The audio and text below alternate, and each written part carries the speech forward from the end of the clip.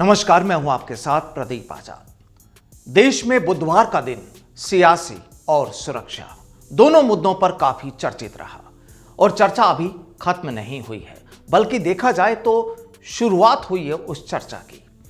दरअसल कल प्रधानमंत्री नरेंद्र मोदी पंजाब के फिरोजपुर में रैली को संबोधित करने जाने वाले थे, लेकिन बीच रास्ते में उनका काफिला एक पुलिया पर फ्लाईओवर पर करीब 20 मिनट तक अटका रहा और इसके बाद मोदी वापस भटिंडा एयरपोर्ट लौट गए। दरअसल इस पूरे मसले से तो आप वाकिफ हैं, क्योंकि मामला पूरे देश में काफी चर्चाओं में है। लेकिन आज हम आपको इसकी कुछ इनसाइड जानकारियों से रूबरू कराते हैं, क्योंकि मामला हिंदुस्तान के प्रधानमंत्री से जुड़ा है और कहा जा रहा है कि उनकी सुरक्षा में भी भारी चूक हुई है। लेकिन सवाल ये कि आखिर इसका जिम्मेदार कौन है? क्या मामला वाकई सियासी है या फिर यूं कहें कि हां, सुरक्षा में चूक हुई है? तो चलिए आते हैं आगे, करते हैं बात। दरअसल पीएम मोदी की सुरक्षा को लेकर कई तरह के सवाल उठ रहे हैं। मसलन पीएम मोदी की सुरक्षा की जिम्मेदारी किसकी है? पीएम की सड़क या हवाई यात्रा के दौरान क्या प्रोटोकॉल होता है?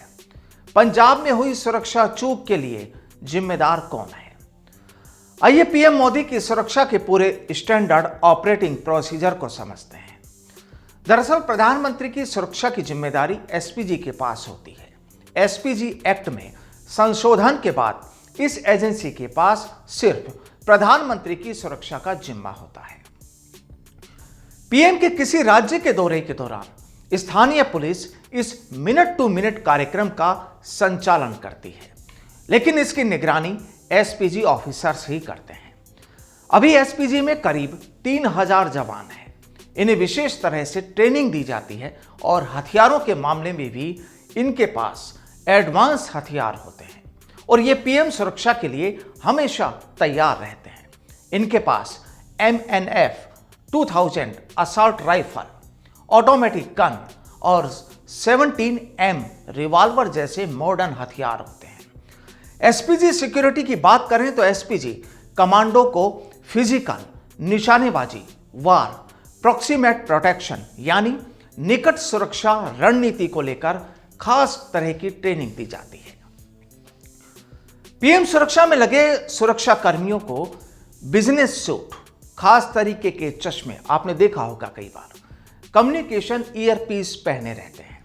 इसके अलावा कमांडो को खास गन दी जाती है जो काफी अल्ट्रा मॉडर्न गन होती है, उसके बारे में मैं आपको बता चुका हूं, और वो विशेष तौर से तैयार होकर आते हैं। कमांडो अपनी सेफ्टी के लिए एक light weight bullet proof jacket भी पहनते हैं और साथ ही कमांडो से बात करने के लिए कान में लगे ईयर प्लग या फिर वॉकी टॉकी का सहारा लेते हैं। दरअसल अगर पीएम कहीं जा रहे हैं तो वहां की सुरक्षा की जिम्मेदारी भी एसपीजी के पास ही होती है। उस वक्त वे लोकल पुलिस की मदद से पीएम की सुरक्षा करते हैं। इस दौरान वो पहले रूट, कार्यक्रम स्थल की सुरक्षा की जानकारी लेते हैं और पूरी तरह से व्यवस्था देखने के बाद पीएम वहां पहुंचते हैं, या यूं कहें कि पीएम को वहां पहुंचने की एसपीजी की ओर से परमिशन होती है। किसी राज्य में पीएम के दौरे के वक्त 4 एजेंसियां सुरक्षा व्यवस्था देखती है: एसपीजी, एएसएल, राज्य पुलिस और स्थानीय प्रशासन। एडवांस सिक्योरिटी संपर्क टीम यानी ASL प्रधानमंत्री के दौरे से जुड़ी हर जानकारी से अपडेट होती है। ASL टीम केंद्रीय सुरक्षा एजेंसियों के अधिकारियों के संपर्क में होती है। केंद्रीय एजेंसियों के अधिकारी ASL की मदद से प्रधानमंत्री के दौरे की निगरानी रखते हैं। स्थानीय पुलिस पीएम के दौरे के समय रूट से लेकर कार्यक्रम स्थल की सुरक्षा संबंधी नियम तय करती है और आखिरकार पुलिस के निर्णय की निगरानी एसपीजी अधिकारी ही करते हैं। केंद्रीय एजेंसी ASL प्रधानमंत्री के कार्यक्रम स्थल और रूट की सुरक्षा जांच करता है। इसके साथ ही एसपीजी पीएम के करीब आने वाले लोगों की तलाशी और प्रधानमंत्री के आसपास की सुरक्षा को देखता है। स्थानीय प्रशासन पुलिस के साथ मिलकर काम करता है।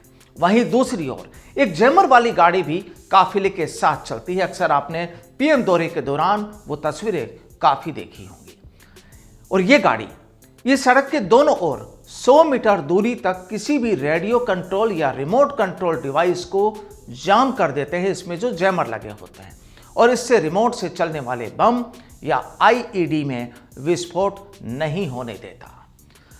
अब आपको एक अहम बात और बता देते हैं, और वो ये कि प्रधानमंत्री नरेंद्र मोदी की सुरक्षा पर रोजाना करीब 1,62,00,000 रुपए खर्च होता है। दरअसल यह जानकारी 2020 में संसद में दिए गए एक प्रश्न के लिखित जवाब में केंद्रीय गृह राज्य मंत्री ने दी थी। बहरहाल इस मसले को समझना होगा कि आखिर मोदी के कल के वाकये में क्या वाकई सुरक्षा का ही मुद्दा था या फिर सियासी, क्योंकि कल की घटना के बाद जिस तरह से तमाम राजनेताओं, पक्ष और विपक्ष दोनों दलों के नेताओं के जिस तरह से बयान सामने आ रहे हैं, यानी भाजपा कांग्रेस पर आरोप लगा रही है और कांग्रेस पंजाब में भाजपा का कमल मुरझाने की बात कर रही है, वो एक बड़ा मसला है। लेकिन हां, जो भी हो, जब नियमों के मुताबिक इतना कड़ा सुरक्षा पहरा हो प्रधानमंत्री के और फिर सुरक्षा पर सवाल उठ रहे हों, तो जाहिर है फिर इससे बड़ी लापरवाही शायद देश में नहीं हो सकती। और अगर मसला सियासी है तो फिर इस सियासी मसले का द एंड होना भी आसान नहीं, क्योंकि बयार चुनावी ही बह रही है। फिलहाल के लिए नमस्कार।